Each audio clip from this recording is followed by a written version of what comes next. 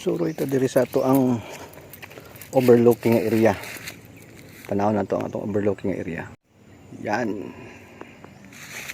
Overlooking kayo. Na diri ato ang mga nakamarkot. Dagko ng bunga sa atong markot. Ready na ni tanom. Kinahanglan din na butangan og net nimo para dili direct sa ulan. Yan.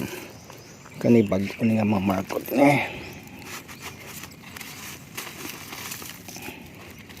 Ang ato ang gibutang nga yuta ani is yung naay sagol nga carbonized rice, then yuta, so garden soil, tapos kuan chicken manure.